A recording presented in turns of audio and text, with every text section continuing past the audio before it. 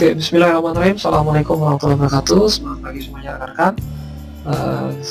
Di sini saya akan mencoba membahas topik enumerasi dari beberapa tahapan hacking. Sebelumnya kita sudah kita bahas mengenai apa itu footprinting and recognition. Yang kedua adalah scanning network. Terus yang ketiga adalah enumerasi. Nah, di sini apa sih istilah dari enumerasi sendiri ya? Terus enumerasi itu merupakan analisis suatu sistem untuk menentukan apa itu arah vektor dari suatu serangan yang kira-kira kita gunakan dari query aktifnya. Pertama adalah yang kita dapatkan informasinya, pertama dari user, terus ada group, terus ada info SNMP, terus ada sharing network, terus service pelayanannya, terus ada nama mesin, terus nama DNS dan table routing, dan termasuk BNS itu adalah sistem operasinya. Terus ada teknik enumerasi. Teknik enumerasi ini adalah contohnya diantaranya adalah default password. Jadi password apa saja yang kira-kira sifatnya default dari suatu produk tertentu, atau mungkin kadang-kadang kelalaian dari target gitu ya, usernya sama passwordnya sama. Yang kita sangat mudah kita melakukan peretasan. Terus ada ekstraksi user group, begitu juga ada username dari email, terus ada active directory, terus ada SNMP walking. Nah, nanti kita bahas di sini untuk SNMP walking. Terus ada DNS zonal transport. Ya, ada teknik-teknik enumerasi yang nanti kita bahas. Terus di sini ada target enumerasi. Di sini apa saja pelayanan atau service atau port yang kita lakukan bisa enumerasi. Jadi kalau misalnya di sini ada host, maka kita melakukan enumerasi untuk DNS-nya. Di sini tersedia portnya adalah di TCP UDP 53 portnya. Terus di sini ada SMB, terus ada TCP UDP 445, terus ada SNMP, Simple Network Management Protocol. Terus di situ ada portnya adalah 161 untuk UDP. Terus LDAP-nya 389 TCP UDP. Jadi istilahnya bisa TCP, bisa komunikasi juga UDP. Terus ada RPC 135 TCP UDP, sedangkan MBNS itu TCP UDP 137 dan MBSS 139 TCP UDP. Jadi nanti service ini, pelayanan tersebut itu bisa berjalan di port ini, atau mungkin bisa kita ubah gitu ya settingannya. Jadi kalau SNMP mungkin 161, bisa juga 162. Oke, terus bagaimana kita melakukan enumerasi NetBIOS? NetBIOS itu adalah istilah Network Basic Input Output System. Jadi resolusi nama di suatu perangkat lokal LAN gitu ya.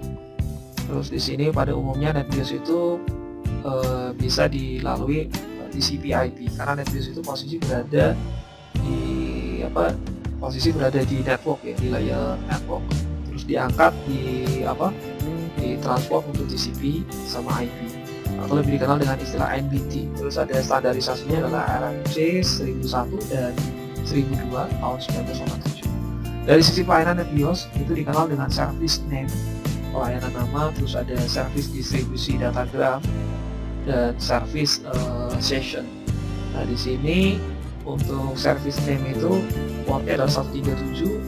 Di port 137 untuk pelayanannya UDP dan TCP komunikasinya. Terus datagram, distribusi datagram itu 138, sedangkan di service session itu 139. Jadi ini 137, 38, 139. Jadi dekat gitu ya. Terus ada nama NetBIOS itu karakternya sekitar 16 karakter. Terus dibagi antara 15 ASCII byte ukuran byte-nya, terus ada 1 byte untuk satu. Kalau ini NetBIOS service-nya, pertama di situ itu dalam bentuk hexa gitu ya. Penamaannya dengan nama komputer, terus tipenya semua unik. Terus ada yang di berikutnya ada suffix 00 untuk domain, itu tipenya group. Penggunaannya yang tadi awalnya adalah nama workstation, terus ada nama domain dan seterusnya gitu ya. Terus ada computer name, terus sampai di yang paling terakhir adalah domain. Suffixnya dalam bentuk hexa 1B, jenisnya unik, terus penggunaannya adalah domain master browser. Ini ada beberapa tools yang kita gunakan untuk enumerasi NetBIOS. Pertama NBT Start, terus ada Superscan, ada Haina, ada Nmap, dan NetBIOS Enumerator. Yang kita coba nanti di saat praktikum itu sudah kita coba pakai Superscan, ada Haina, ada Nmap, mungkin juga ada NetBIOS Enumerator ya. Terus penggunaan password dan default yang sifatnya default ya. Jadi yang perlu diperhatikan oleh user, mungkin mereka user itu mungkin sama dengan password yang ada.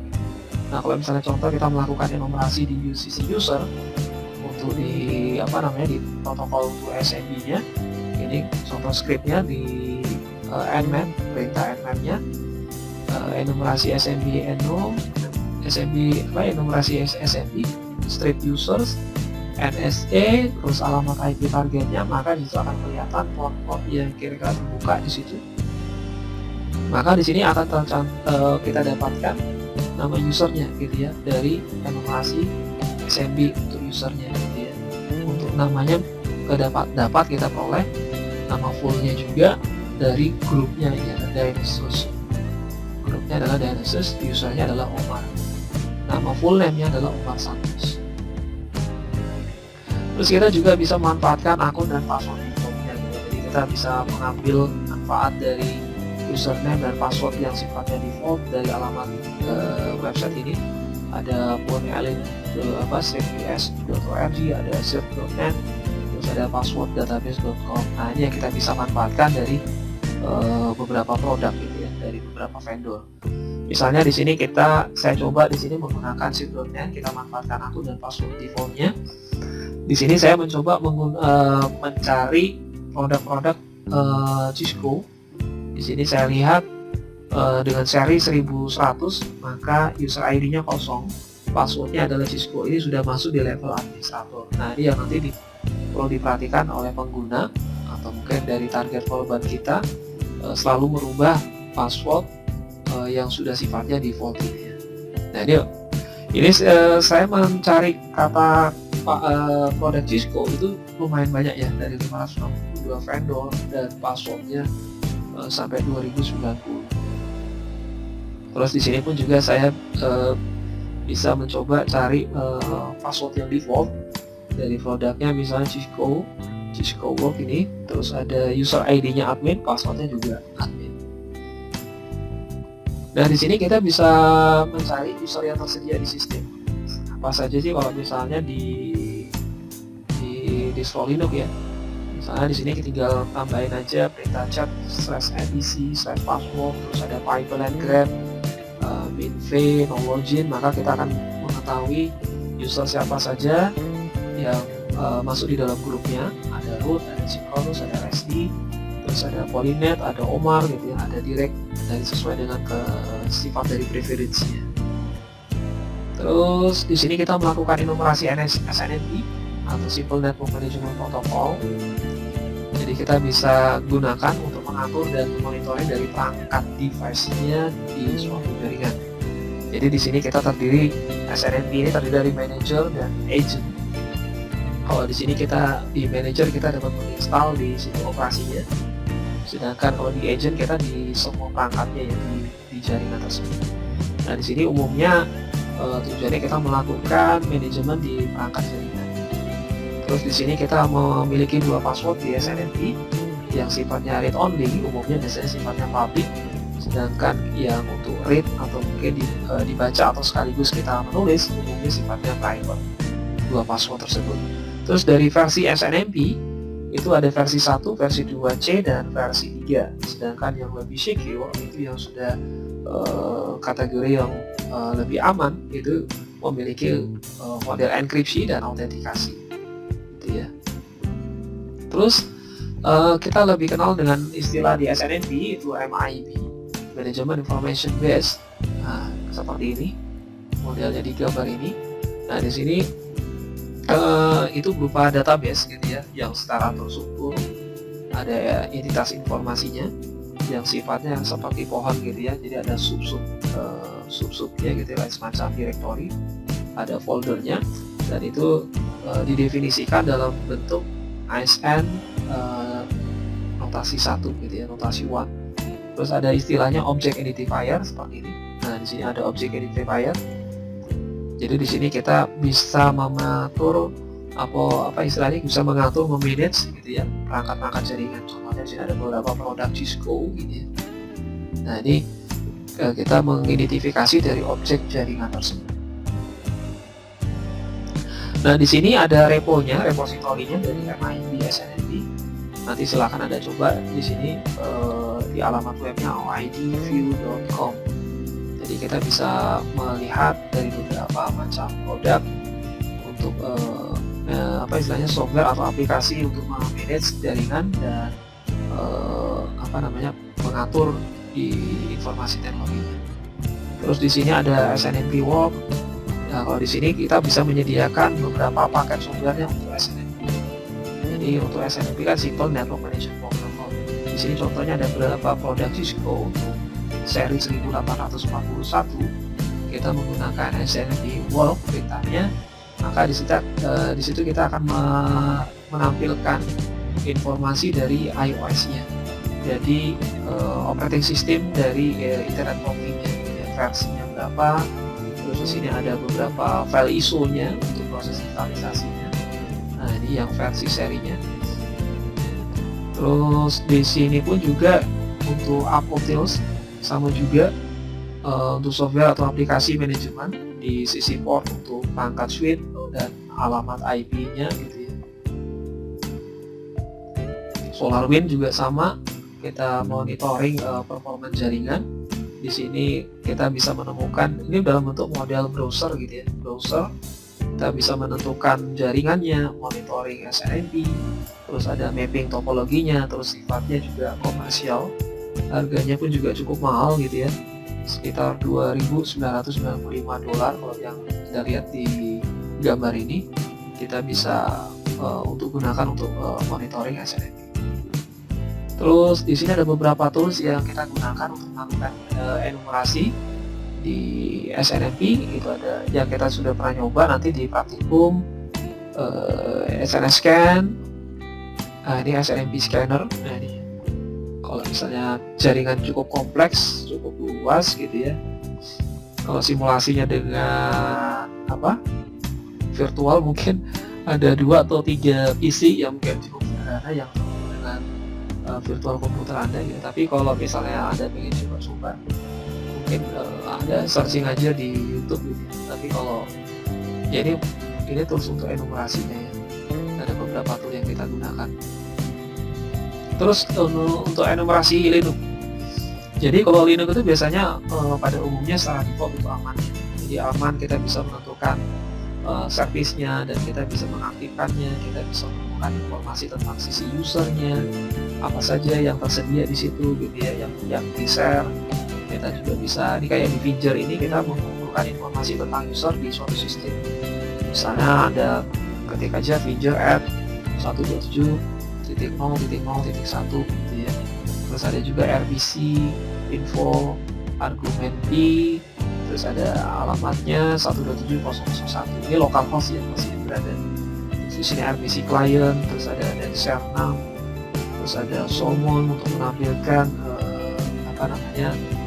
yang tersedia di sharing NFS. Terus untuk Enum for Linux itu apa saja yang bisa kita dapatkan, yaitu daftar dari informasi keanggotaan dari grup tersebut.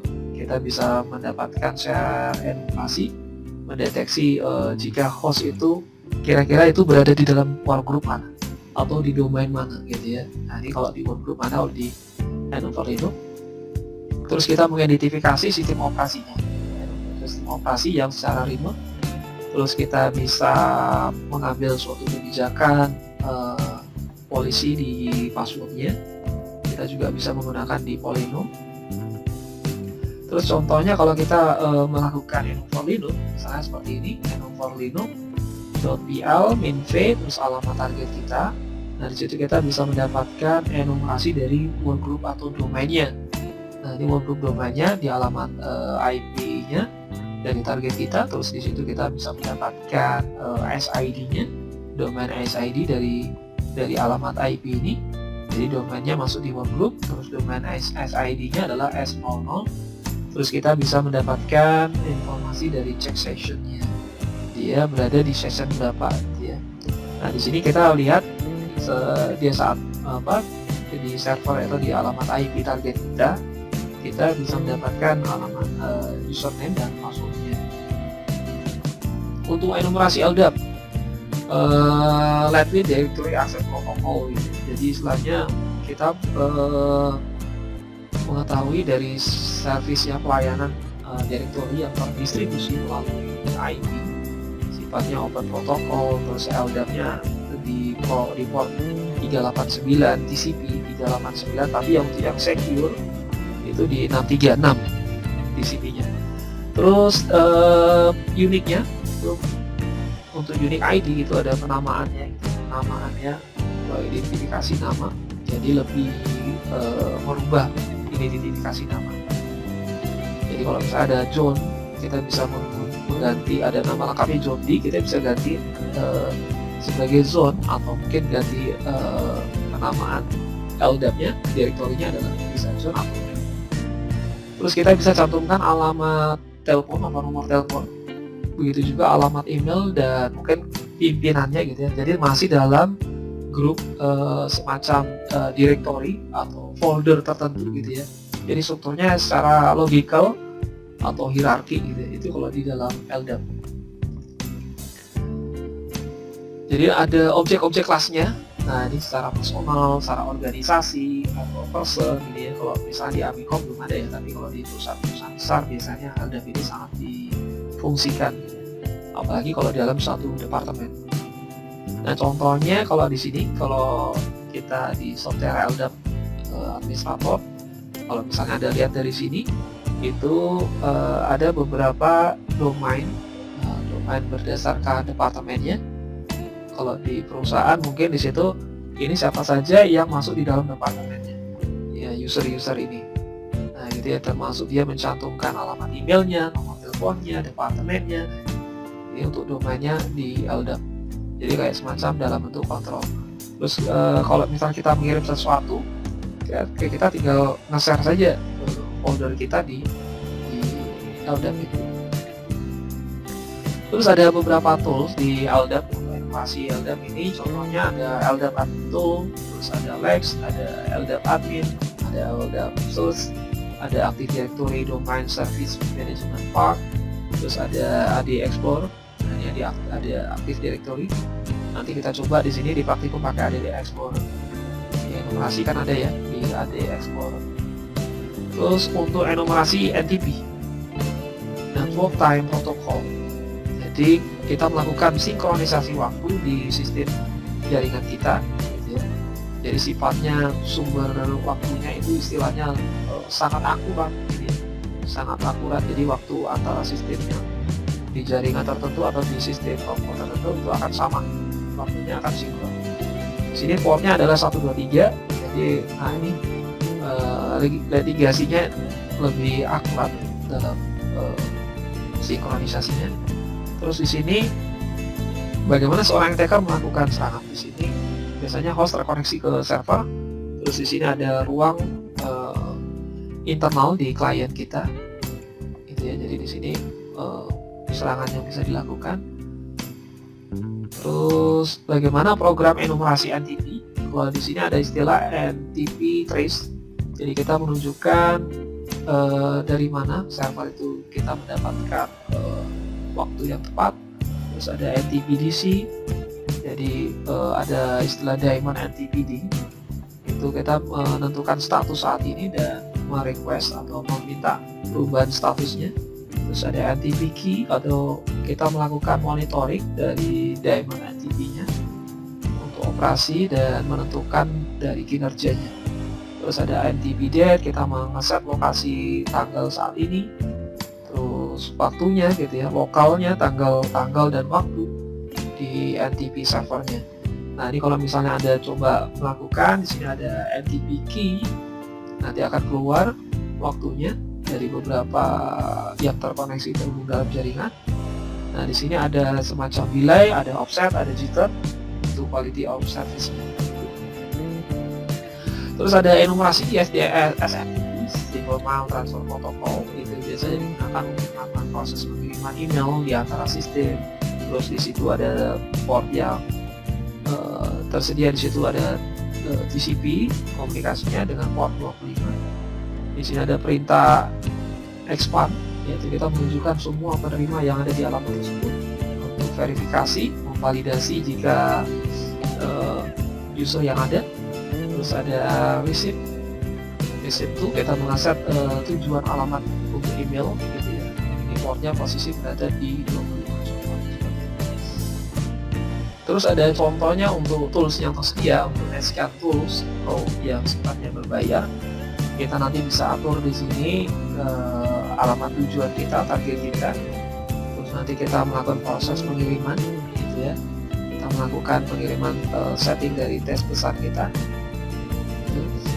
Setelah itu ada contohnya di sini berapa paket atau teks yang akan kita kirim ke alamat tujuan domainnya. Terus di sini kalau kita mau clear secara keseluruhan, ini settingnya ya, pengaturannya. Nanti kita bisa mendapatkan log filenya dari SMTP-nya, ya, history yang kita melakukan enumerasi di SMTP. Jangan sampai kita memasukkan alamat email dari target kita, mungkin dari rekan-rekan kampus, nanti istilahnya Anda buat simulasi sendiri alamat email yang Anda buat, sekadar contoh saja. Terus ada enumerasi DNS, di sini istilahnya domain name system. Di situ kita tujuannya mentranslasi domain name ke alamat IP ya. Jadi daripada kita menghafal alamat IP, kita lebih gampang, mudah untuk menghafal sebuah nama gitu ya. Jadi di sini fungsinya DNS. Terus di situ port yang tersedia di port 53 di komunikasi UDP. Di sini ada zona transfernya. Jadi di sini kita mengopi secara keseluruhan DAM-nya dari database di primary domain menuju ke secondary domain, atau dari domain utama menuju ke subdomainnya. Terus di sini zona transfernya diproteksi dengan nama server. Terus ini contoh bagaimana kita melakukan DNS zona transfer. Seperti ini contohnya, NS lookup. Nanti tinggal diketikkan di NS-nya, name servernya. Di sini akan kita dapatkan, ini posisi di main di Windows ya, bukan dikali, tinggal NS1. Jadi nanti ada alamat yang kita tuju, maka di sini contohnya adalah ns1.dreamhost.com misalnya. Maka di sini ada alamat domainnya, dan mungkin domain utamanya seperti apa gitu ya. Jadi kelihatan di situ alamat IP-nya, alamat primary domainnya, dan termasuk alamat IP. Terus untuk DIG juga seperti itu, kita juga bisa mendapatkan zona transfer itemnya. Nah ini istilah DIG adalah Domain Information Grouper. Nah ini kita coba misalnya DIG nsapple.com. Nah ini alamat email domainnya, dan ini domainnya, domain utamanya. Terus kita bisa mendapatkan juga seharusnya dengan alamat, nah ini ada alamat email domain gitu ya, alamat email domain, dan begitu juga seharusnya mendapatkan alamat IP-nya gitu ya. Pasti IP juga dapat. Terus bagaimana kita melakukan pencegahan enumerasi? Yang tadi ada beberapa enumerasi yang kita lakukan, posisi berada di email, kita seharusnya mengabaikan penerima yang istilahnya penerima yang tidak kenal dengan kita abaikan secara diam-diam gitu ya. Terus kita juga mendisable relay dari domain yang lainnya yang kita terima, kita lakukan disable. Terus di LDAP, nah, kita melakukan semacam autentikasi di domain usernya. Jadi hanya orang-orang tertentu saja, direktori tertentu saja di dalam departemen yang sama, kita bisa saling bertukar informasi. Terus di situ kita menggunakan LDAP yang secure. Terus kita mendisable file atau printer yang kita sharing. Jangan sampai kita menge-share file atau printer, kalau bisa sebaiknya dinonaktifkan. Secara personal dari host tersebut kita gunakan semestinya gitu ya. Terus untuk pencegahan enumerasi yang di DNS atau disable sudah transfernya.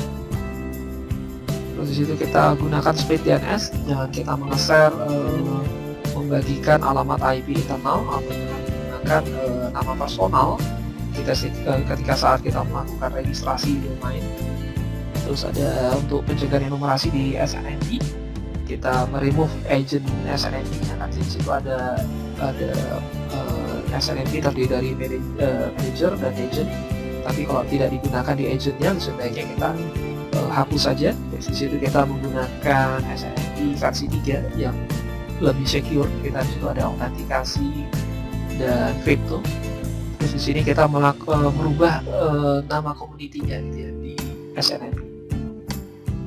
Oke, di sini ada contoh kita melakukan pen testing di enumerasi. Apa saja yang kita lakukan di saat kita melakukan pen test di suatu organisasi? Yang kita tentukan pertama kali adalah melakukan izin gitu ya. Kita melakukan proses dari awal yaitu pen testing, blueprinting. Setelah itu kita menentukan range-nya, jadi tentukan blok target kita gitu ya. Kita menggunakan IRIT. Terus ada host scan, kita scanner, kita melakukan swapping-nya untuk mendapatkan host dari target kita. Nah, di sini kira-kira nanti catatannya di sini kira-kira dia merespon nggak untuk protokol ECMP, atau kita melakukan port scanning, kita menggunakan tools Nmap. Nah, setelah itu kita mendapatkan servisnya dari pelayanannya, kira-kira port mana saja yang terbuka. Terus ada enumerasi DNS, kita bisa menggunakan NSLOOKUP atau DIG tadi ya. Terus kita bisa mencari, mendiscovery, menemukan hostnya. Kita juga bisa memanfaatkan brute force. Terus ada enumerasi NetBIOS, bisa menggunakan tool SuperScan, ada Hyena dan lainnya. Kita bisa mengasumsikan kira-kira host ini menggunakan perangkat Windows atau apa gitu ya. Ya kebetulan biasanya di NetBIOS itu biasanya penggunanya lebih banyak pengguna Windows. Sebenarnya di Linux pun juga itu nanti biasanya sudah disesuaikan dengan protokol yang sama dalam suatu jaringan, misalnya menggunakan Samba. Terus ada enumerasi SNMP. Nah, di sini contohnya kita bisa menggunakan tools SNMP Work tadi yang kita bahas. Terus ada Apotils dan lainnya. Kita mendapatkan informasi MIB-nya, Management Information Base. Terus ada enumerasi untuk distro Linux, kita menggunakan toolsnya Enum for Linux. Untuk enumerasi LDAP, di sini contohnya Softera LDAP Infinator. Jadi kita di sini kita mendapatkan informasi organisasinya, karena dia berada di perusahaan apa, di departemen apa gitu ya. Mungkin pimpinannya siapa, manajernya, staff-staff yang di dalam LDAP tersebut, direktori tersebut akan ketahuan gitu ya, dari identifikasi dari nomor teleponnya, alamat emailnya gitu ya. Terus di sini ada NTP and Network Time Protocol, enumerasinya. Di situ kita menggunakan command line tools untuk mencari posisi di RTP servernya yang digunakan. Terus di sini ada SMTP enumerasi SMTP untuk email. Kita bisa menggunakan Telnet atau mungkin ada tools NetScan untuk kita bisa menemukan informasi tentang organisasinya gitu ya. Organisasinya apa, itu alamat emailnya gitu ya. Terus di situ bisa juga kita melakukan alamat email domainnya apa gitu ya. Terus kita di akhirnya kita membuat semacam report, laporan untuk mendokumentasi hasil temuan-temuan yang kita dapatkan saat kita melakukan enumerasi. Yang mungkin dari report tersebut, laporan tersebut bisa kita berikan ke pihak manajemennya. Jadi informasi yang kita dapatkan dari beberapa yang telah kita gunakan, kita diskusikan dan kita tampilkan di dalam sebuah report. Mungkin seperti itu topik mengenai enumerasi. Nanti silakan dari rekan-rekan, silakan mulai mengerjakan kuis yang sudah tersedia di kelas kita. Saya rasa cukup sekian, dan ada yang mau ditanyakan, silakan. Terima kasih. Assalamualaikum warahmatullahi wabarakatuh. Itu